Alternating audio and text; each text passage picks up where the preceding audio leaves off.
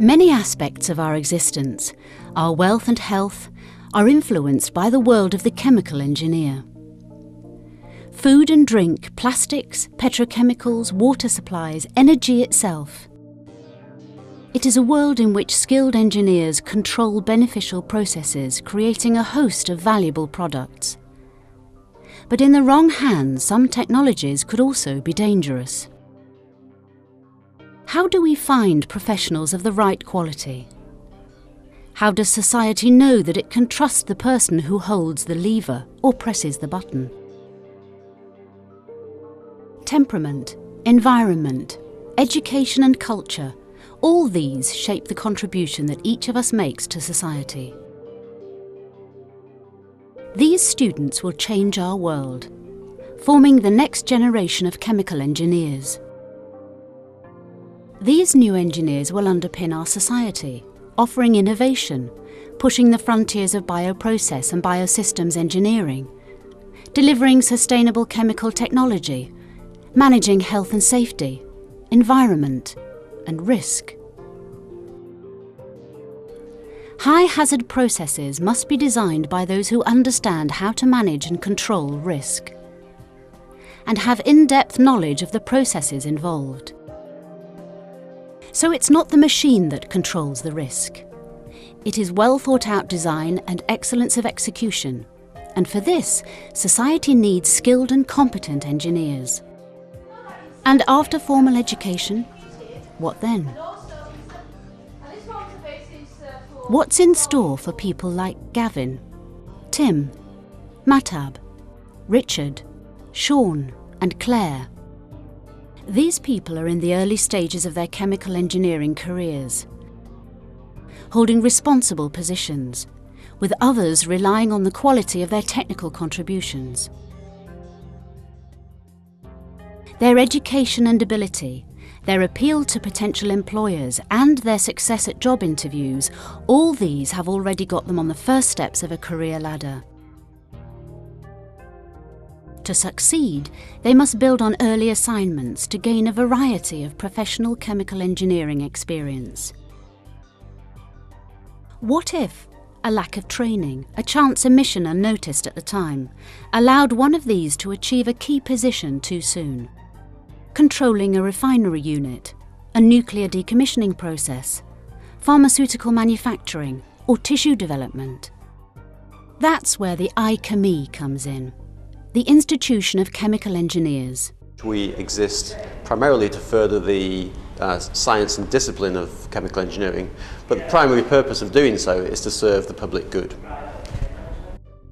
In principle, we welcome all who are operating in the field of chemical engineering in its broadest sense into membership of the institution.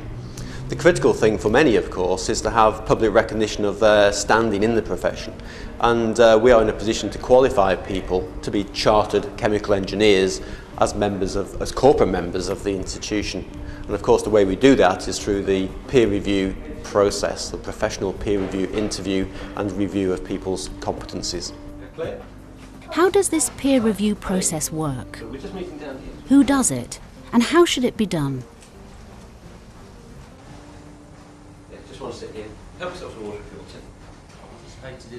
Facing Claire are those who have already made significant contributions to the world of chemical engineering. They now have another vitally important job, assessing the quality of their successors against the chartered benchmark. The intention of qualifying people is that it is really driven by peer review by operating chemical engineers. So we are independent of any external organisation or government organisation. So we are really assessing people by those operating at the appropriate level in the profession. Ensuring that they are competent, motivated, professional, and demonstrating adequate knowledge of process safety, as well as being a credit to the profession. Before the peer interview for chartered status begins, applicants must have fully completed a competence and commitment report. They must have filled each area of a standard template with evidence and details of their professional experience. The examples provided should be as full as possible, relating the chemical engineering context of the work, what the candidate did using their knowledge, and an understanding of the results of their actions. They must demonstrate their competency and commitment to the profession, and the interviewers must determine whether their experience is adequate. Okay, Peter, I think I've heard that Sean's arrived now, so we'll get him in when we're ready. What about the interviewers? Have a chance to look through What the do they report? have to demonstrate? I've got a couple Professionalism of, and common sense, of about course. 3 areas I want There are to also some broad guidelines available to help them do the job elaborate well, on. and to present a level playing field to the candidates. How did you feel The overall? interviewers are all I think he's volunteers. a good candidate. Yeah, I thought that. The international nature of the workplace means that these peer review interviews happen in many parts of the world.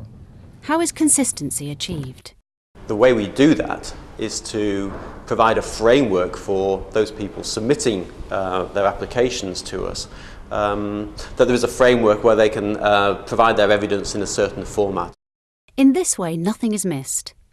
Headings on the interviewer's checklist and report form deal with areas such as knowledge and experience, technical leadership, motivation and developmental aspirations. Interviewers are encouraged to adopt a friendly and relaxed approach. They might, for example, choose not to sit directly opposite the candidate, so as to avoid appearing intimidating. Yes, it was fine. Trains were on time, so it's all good. Okay, and they looked after you outside, they gave you plenty of coffee? Plenty of tea and coffee, yes. Thanks. Good, okay.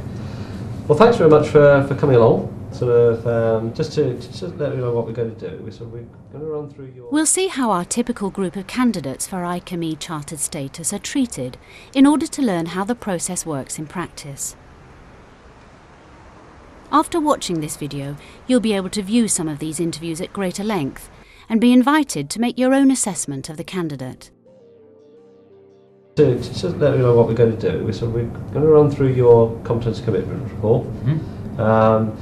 We're taking that as a guide, and we're just going to probe a little bit deeper into it. It's not a grilling. What of the structure of the interview? The first area of probing, based on what Sean has said about himself, is for evidence that he has the ability to apply what he has learned to practical situations. Okay, extra work out of this then? Yes. Okay. The whole interview takes between 45 minutes and 1 hour. The interviewers try to put Sean at his ease.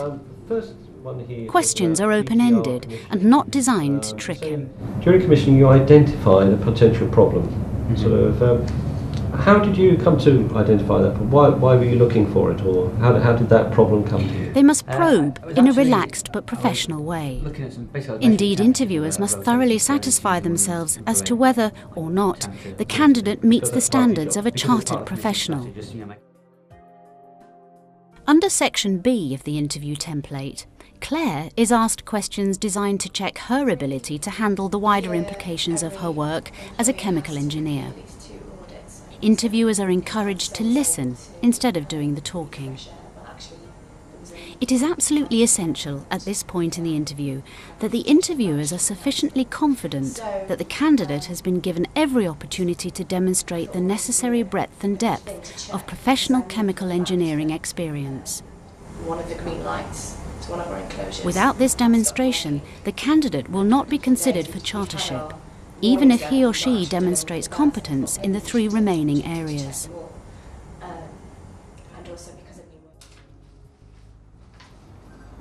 To move on to Section C, talk about your leadership in a professional role. You say you've been a shift engineer and have increased efficiency of the shift team. Interviewers use the evidence provided in Section C of the Competence and Commitment Report to assess the candidate's technical leadership and communication skills. The modern engineer typically works in multidisciplinary teams. These skills are vital to success. Yes. I was asked to comment on a work safety plan which essentially details the steps of a... Mahtab is prepared for this question. We were breaking containment as in going into a box. I Well, I try to do a number of things. I'm the graduate representative. The next part of the interview looks for clear evidence of a commitment to high standards of professional conduct. Tim is asked to confirm There's a this. graduate representative from all the, from a number of different contractors. Interviewers must keep notes as they go along for audit or feedback later. Meet up, talk about. So, looking at your continuing professional development.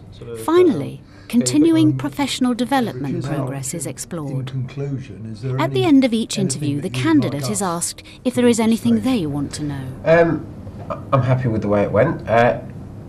When will I receive, what sort of timescales will I be receiving feedback on, you know, I'm successful or I've been deferred, or what type of feedback will it be? Will it be targeted feedback? Yeah, okay, well, what happens now is that Aidan and I will have a discussion. We will fill in a form, put our recommendations down. Thank you. Thank you. Okay.